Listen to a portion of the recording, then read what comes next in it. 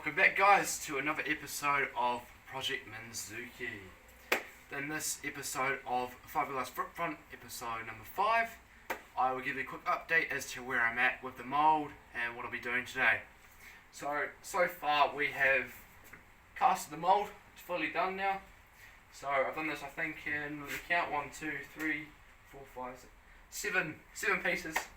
So we've done one side, well, 2 for the wings, 1 each, 1 whole bit for the middle here, 2 either side of these pieces, and also 1 for the brake duct.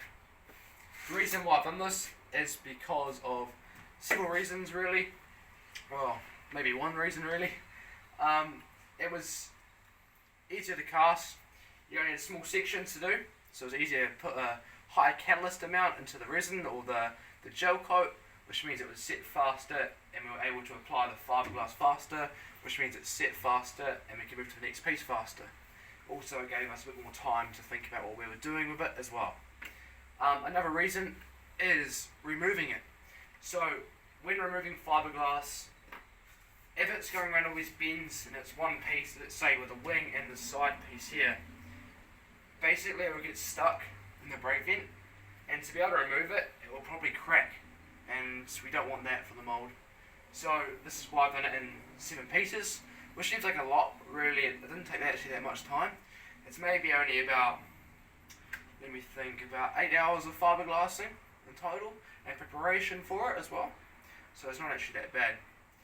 So I've also added these pieces of wood here, and the other side as well. This is to put on the strengthening pieces of wood that go right across the car here. The reason I've done this is to create strength for and rigidity when I'm also remove this front end mould. It will keep it together, bolted together, and stop it flexing when I cast the actual fiberglass front. So what I'm doing today, as that's where I'm up to at the moment, is I'm trimming up these edges here. See all this loose fiberglass here, making it a bit more tidy, look a bit more presentable. With a multi-tool, making it look a little better, and then I'll be drilling some holes through these flanges here, mostly I think the ones that are joining here, all around there, about 10 centimeters apart. I'll drill them before I remove it, because if you remove it and then put it together, it might be out of place or out of sync, and then your mould's all wrong, and then the fiberglass front won't line up properly, all the A-pillar and everything, and it won't look very good. So I'm going to drill those probably after I've cut the cutter there, and then I'll be able to remove it, and I'll bolt it up, and I'll show you guys when I'll cut this up, and then I'll show you guys then.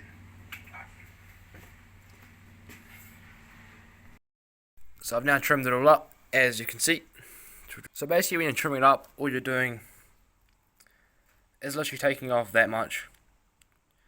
A little bit of where it's epoxied, and you see the corner, mostly just all the loose stuff, and when it's done your jump. I'm now going to be drilling the holes, just using a little cordless little drill, nothing too spectacular, Makita by the way. So I'm going to start with 3 mils for the guide holes, and I went right to 6, and I'm going to be using some enough bolt, some bolts there, a few washers and nuts.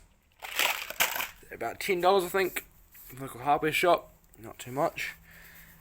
And I will update you after I have drilled the holes. And like I said, I'm only drilling them about 10 centimeters apart. Cool. So now all the holes have been drilled out on here to 6 mils, and the bolts now fit through. So all the flanges have also been finished and cut down. We've now just put this wood stabilizer on, just to give it the rigidity, and also to lay it down on when we cast the actual fiberglass piece. We just made sure that these were level, or equal, sorry, not level. So they had to be equal on this side, but level here and here. I'll just give you a quick demonstration. It's like this, so the bubble's just past the right line. And the same with my camera focuses, that one there as well. Also the same as equal here. And it is here too. Cool, so now we're going to remove the mould. And I got my dad here to help me do it. So I'll update you guys soon. So this is where things went bad. So we ended up having to try and remove the fiberglass, but it stuck to the paint and the releasing agent didn't work. So we ended up pulling off the paint off the front end, as well as damaging some of the fiberglass mold and the gel coat, as well as the car, and it took forever, and it's a nightmare.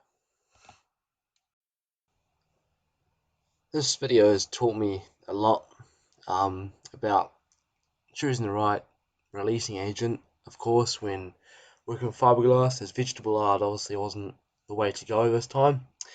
So now we have to sandbag all the paint and fix all the cracks and filler and all that sort of thing, which I will show you in the next video.